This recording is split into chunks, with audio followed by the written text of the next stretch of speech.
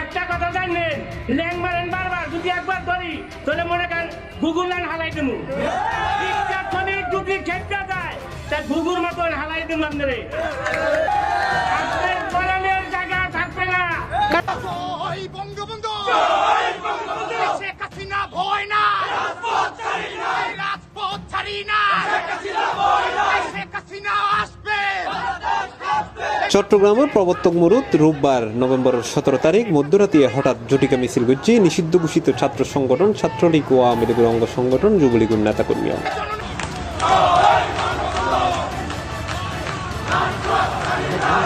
দাঁড়িয়েছে। মানে আলোচনা তো বটেই, বিতর্ক হচ্ছে এবং বাকবিতণ্ডাও হচ্ছে, আমরা এটা খেয়াল করছি নিশ্চয়ই। সত্যিকার অর্থে এটা অনিবার্যই ছিল। আওয়ামী লীগ যা করে গেছে এই দেশে, এবং ট্রুলি শেষ পর্যন্ত অ্যাটলিস্ট 18 সালের পর থেকে আওয়ামী লীগ কোনো রাজনৈতিক দল ছিল না। আমি বহুবার বলেছি এটা। মানে ভাবা যায় যে তারেক রহমান আজকে যে সকল বক্তব্য দিয়েছেন তিনি কি আসলে সুস্থ আছেন? আসসালামু আলাইকুম রহমতুল্লাহ, সবাই কেমন আছেন? আশা করি সবাই অনেক অনেক ভালো এবং সুস্থ আছেন। সবাইকে স্বাগতম জানাচ্ছি আমাদের আরো একটা নতুন ভিডিওতে।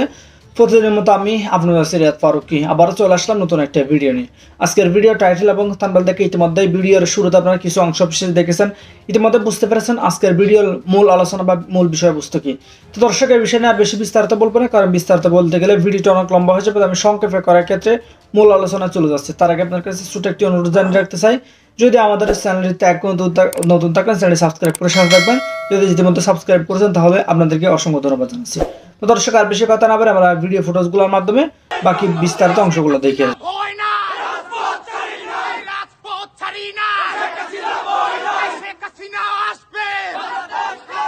চট্টগ্রামের প্রবর্তক মুরুদ রোববার নভেম্বর 17 তারিখ মধ্যরাতে হঠাৎ জটিকা মিছিল করছে নিষিদ্ধ ঘোষিত ছাত্র সংগঠন ছাত্রলীগ ও আওয়ামী লীগের অঙ্গ সংগঠন যুবলীগের নেতাকর্মী। এ ঘটনায় রোববার রাত এবং সোমবার ভোরে অভিযান চালিয়ে দুইজনের গ্রেপ্তার করছে পুলিশ। গ্রেপ্তারকৃত দুইজন হল মোহাম্মদ সজিব হোসেন ও দিদারুল আলম। জানা গিয়ে দিদারুল আলম নগর যুবলীগের নেতা, তিনি এই মিছিলের অন্যতম অর্থ সহায়তাকারী। এছাড়াও তিনি চট্টগ্রাম ক্রীড়া সংস্থার সাবেক সদস্য এবং কোটা সংস্কার আন্দোলন নগরীর 2 নম্বর গেট নিহত ফার্নিচার দোকানের কর্মচারী ফারুক হত্যা মামলার তদন্তপ্রাপ্ত আসামি। সিপ্লাসের বিষয়টি নিশ্চিত করছে নগর পুলিশের অতিরিক্ত উপকমিশনার কাজী তারেক আজিজ। পুলিশ সূত্রে জানা যায় রাত 11:30 দিকে নগরের প্রবর্তক মোড় এলাকার নিষিদ্ধ ঘোষিত ছাত্র সংগঠন ছাত্রলীগ সহ আওয়ামী লীগ ও এর অঙ্গ সংগঠনের 15-20 জন জড়োয়ে উগ্র মিছিল করে। রাতে মিছিলের ভিডিও সামাজিক যোগাযোগ মাধ্যমে ছড়ায় পড়ে, যেটা দেখা যায় নগরীর প্রবর্তক এলাকার বাইজিদ রু রং সুত্তুন স্লোগান দিয়ে 15-20 জন মানুষ মুরুরিক্কাইয়ের। এই সময় তারা বিভিন্ন স্লোগান দিতে থাকে। মিছিলগো বদনাশা মাজার এলাকা হইয়ে গুলফাহারিকে যাইতে দেখা যায়। এর আগে গত অক্টোবর 18 তারিখ রাতে সামাজিক যোগাযোগ মাধ্যম ছাত্রলীগের আরোগ্য মিছিলের ভিডিও ছড়াই পড়ে। এতে দেখা যায় রাত 12:30 তারিখে 30-50 জন জামাহান এলাকার জটিকা মিছিল করি আবার দায় যায়। উল্লেখ্য, অক্টোবর 23 তারিখ আওয়ামী লীগের ছাত্র সংগঠন বাংলাদেশ ছাত্রলীগের নিষিদ্ধ ঘোষণা করছে অন্তর্বর্তীকালীন সরকার।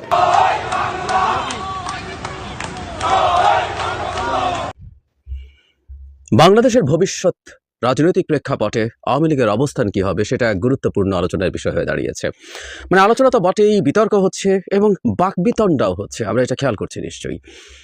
সত্যিকার অর্থে এটা অনিবার্যই ছিল। আওয়ামী লীগ যা করে গেছে এই দেশে, এবং ট্রুলি শেষ পর্যন্ত অ্যাটলিস্ট 18 সালের পর থেকে আওয়ামী লীগ কোনো রাজনৈতিক দল ছিল না। আমি বহুবার বলেছি এটা একটা ক্রিমিনাল অর্গানাইজেশন ছিল, ক্রিমিনাল গ্যাং ছিল, মাফিয়া গ্যাং ছিল।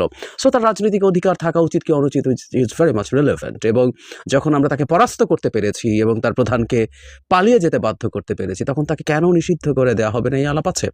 কিন্তু সম্প্রতি একটা সাক্ষাৎকারে আমাদের প্রধান উপদেষ্টা এমন একটা কথা বলেছেন, আমি ধারণা করি এটা নতুন বিতর্ক তৈরি করবে। তিনি ভারতের পত্রিকা দ্য হিন্দুর সাথে একটা ইন্টারভিউতে এর দায় মোটামুটি বিএনপির ওপরে দিয়েছেন। আমি আসবো সেই জায়গায়। এটা কি বিএনপির দায় নাকি অন্য কিছু আছে? সম্প্রতি আমাদের ছাত্রদের মধ্য থেকে হওয়া একজন উপদেষ্টার একটা খুব গুরুত্বপূর্ণ বক্তব্য আছে এই প্রসঙ্গে, সেটা যোগ করব। এবং এই মুহূর্তে ক্ষমতার বাইরে থাকা উপদেষ্টা না হওয়া উপদেষ্টা ছাত্র সমন্বয়কদের মধ্যে যেন হাসনাতেরও কিছু মন্তব্য, সব কিছু মিলে এই ইস্যুতে সামনে বেশ কিছু বাকবিতণ্ডা হবে, আমরা এটা ধারণা করতেই পারি। এবং আওয়ামী লীগ শেষ পর্যন্ত নিষিদ্ধ হবে কিনা সেটাও সম্ভবত আমরা অনুমান করতে পারছি, কারণ এটা শুধু বিএনপি না, দেয়ার আর সাম আদার ফ্যাক্টরস, অনেকেই এখানে খেলছেন, আমরা এটা দেখতে পাচ্ছি। কি দাঁড়াবে সেটা নিয়ে কথা বলি।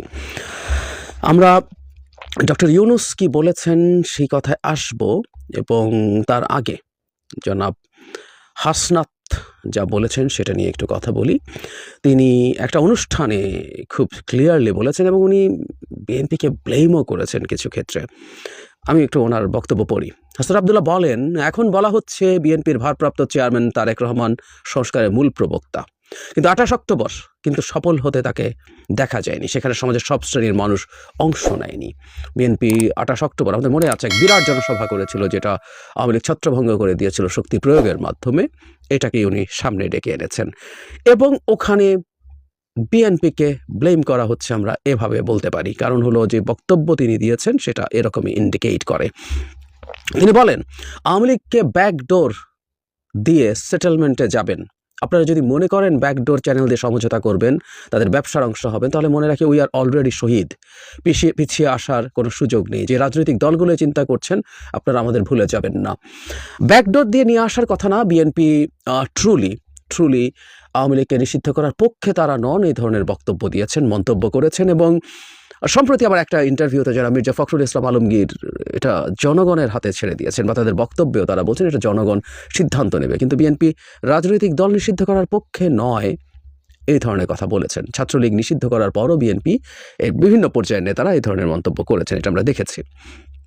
এখন ডক্টর ইউনূসের বক্তব্য, দ্য হিন্দুর সাথে তাকে যখন জিজ্ঞেস করা হয়েছিল আওয়ামী লীগকে আগামী নির্বাচনে প্রতিদ্বন্দ্বিতার সুযোগ দেওয়া হবে কিনা, এর জবাবে ডক্টর মোহাম্মদ ইউনূস বলেছেন, এটা ইতিমধ্যে ঘোষণা করা হয়েছে।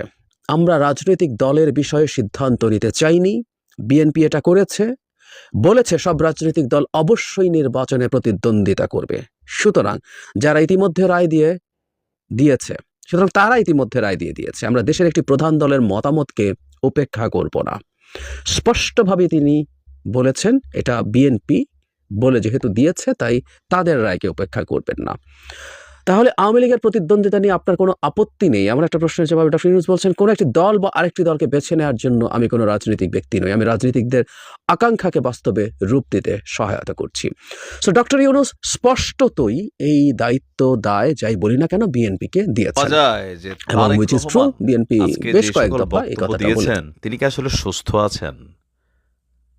মানে আমাদের রাজনীতিবিদদের মধ্যে যে কমন একটা জিনিস আছে যে তাকে যখন আপনারা তেলবাজি করবেন বা তাকে প্রশংসা করবেন, অতিরিক্ত ফুলাবেন, ফাঁপাবেন, তো পলিটিশিয়ানরা আসলে খুশি হয়।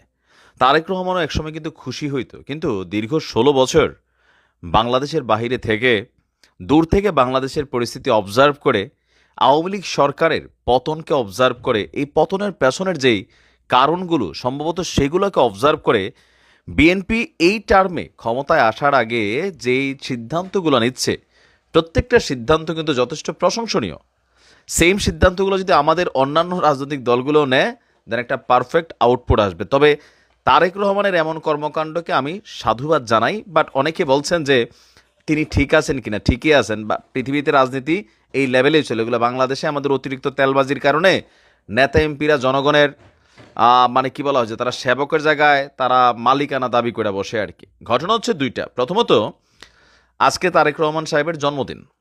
তো জন্মদিনে যদি এটা পালন করা হয়, সাংগঠনিক ব্যবস্থা নেবে। ভাবা যায় বাংলাদেশের জন্মদিন মানে কি, প্রত্যেক নেতা কর্মীরা বিভিন্ন জায়গায় কেক টেক কাটবে, নেতার নাম লিখবে, কে কত বড় কেক কাটছে ছবি তুলে নেতার কাছে পাঠাবে, ফেসবুকে পোস্ট দিবে। সেখানে আজকে তারেক রহমান ঘোষণা দিয়েছেন তার জন্মদিন যদি পালন করা হয় তাহলে সাংগঠনিক ব্যবস্থা নেওয়া হবে। আবার এই জন্মদিন পালনের ব্যাপারে আরেকটা জিনিস ঘটে কি, লোকাল পর্যায়ে পাবলিকের কাছ থেকে চাঁদা তোলে, দোকান থেকে টাকা টোকা তোলে একটা গ্রুপ আছে, সম্ভবত এই বিষয়টাকেও তিনি ফোকাসে রেখেছেন। এর বাইরে তিনি আবার বলছেন যে আজকের পর থেকে আমাকে কেউ দেশনায়ক বা রাষ্ট্রনায়ক বলবেন না। বিশেষ করে বিএনপির নেতাকর্মীরা বিভিন্ন মিছিলে, স্লোগানে এই একই কথা কিন্তু বলে যে আগামী দিনের দেশনায়ক, রাষ্ট্রনায়ক হবেন তারেক রহমান। তো এই বিষয়গুলা কোথাও না কোথাও তিনি অবজার্ভ করেছেন, অবজার্ভ করে তিনি এই সিদ্ধান্ত দিয়েছেন। তিনি বলছেন যে একজন সহকর্মী হিসেবেও, আপনাদের নেতা হিসাবে আমার অনুরোধ রইল, দয়া করে আমার নামের সঙ্গে আজকের পর থেকে দেশনায়ক, রাষ্ট্রনায়ক এই শব্দগুলো ব্যবহার করবেন না। তিনি গতকালকে রাজধানী Kakrail institution of diploma engineers যেই একটা রাষ্ট্র কাঠামো মেরামতের 31 দফা এবং জনসম্পৃক্তি শীর্ষক কর্মশালা বিষয়ক একটা প্রোগ্রামে ভিডিও কনফারেন্সে তিনি এই বক্তব্য দিয়ে বলছেন যে নানান বক্তব্য দিয়েছেন। তো সংস্কার প্রসঙ্গেও তিনি এখানে তাদের 31 দফা দাবি তুলে ধরেছেন আর বলছেন যে যখন দেশের কেউ এই বিষয়গুলো নিয়ে চিন্তা করেনি তখন বিএনপি 27 দফা দিয়েছিল, আর এখানে 31 দফাকে প্রান্তিক পর্যায়ে নিয়ে যাওয়ার জন্য নেতাকর্মীদের প্রতি আহ্বান জানিয়েছেন। গ্রাম পর্যায়ে 31 দফা নিয়ে উঠান বৈঠক করারও তিনি আহ্বান জানিয়েছেন। এর পাশাপাশি আমরা যদি দেখি জন্মদিন সম্পর্কে তার যেই বিশেষ ঘোষণাটা কি, আমি একটু তথ্য অনুযায়ী বলছি। বলা হচ্ছে যে আজকে ওনার 60তম জন্মদিন। ওরে বাবা, অনেক বয়স হয়ে গেছে। আচ্ছা, 60তম জন্মদিন। তবে দেশের উদ্ভূত পরিস্থিতিতে এবছর দলের পক্ষ থেকে কোনো কর্মসূচি পালন করা আপনার নিষেধাজ্ঞা দেওয়া হয়েছে। আর যদি তা কেউ না মেনে এই জন্মদিন পালন করে সংশ্লিষ্টদের বিরুদ্ধে সাংগঠনিক ব্যবস্থা নেওয়ারও ঘোষণা দেওয়া হয়েছে। আর আপনার বলা হচ্ছে যে এটা কেন করা হয়েছে, যে রাজনৈতিক প্রেক্ষাপট, সিচুয়েশন, দেশের মানুষের জনজীবন সব কিছু মিলিয়ে ঝিলিয়ে তিনি চাচ্ছেন না যে বিষয়টা নিয়ে আসলে খুব বেশি অতিরঞ্জিত হোক, যেটা সমালোচনার হয়তো ইস্যু হয়ে যেতে পারে। তো আমি মনে করি এগুলো ভালো উদ্যোগ, যদিও আমাদের বাংলাদেশের রাজনীতিতে এগুলা একটু অন্যরকম, তাই না? নেতার পোতার ছোতা যদিও জন্মদিন হয় আমরা গরম করে ফেলি ফেসবুক, শুভেচ্ছা দিতে পারেন কিন্তু কেক টেক কাটা যাবে না। কোনো জায়গায় জন্মদিন উপলক্ষে 500, 1000, 2000, 250 টাকা চাঁদাবাজিও করা যাবে না। দেশের বাহিরে থাকার কারণে, ক্ষমতার বাহিরে অনেক সময় থাকলে পরিশুদ্ধ হইয়া মানুষ ফিরে। আমরা আশা করি আমাদের প্রত্যেকটা রাজনৈতিক দল এরকম পরিশুদ্ধ হইয়া ফিরলে বাংলাদেশের মধ্যে প্রকৃত গণতন্ত্রের স্বাদ। তো প্রিয় দর্শক, কিন্তু আপনারা সবাই ভিডিওটা দেখে বিস্তারিত বুঝতে পেরেছেন আজকের ভিডিওর মূল আলোচনা। ভিডিওটি দেখে আশা করি আপনার কাছে ভালো লেগেছে। ভিডিওটি কেমন লেগেছে কমেন্টে জানিয়ে ফেলুন। দেখাবো না কোনো ভিডিওতে, আমাদের চ্যানেলটিতে নতুন থাকলে চ্যানেল সাবস্ক্রাইব করে সাথে থাকবেন। এতক্ষণ সাথে থাকার জন্য সবাইকে অসংখ্য ধন্যবাদ। আজ এতটুকুই, দেখাবো না কোনো ভিডিওতে। ভালো থাকবেন, সুস্থ থাকবেন। চ্যানেলে নতুন থাকলে চ্যানেল সাবস্ক্রাইব করে সাথে থাকবেন। আল্লাহ হাফেজ।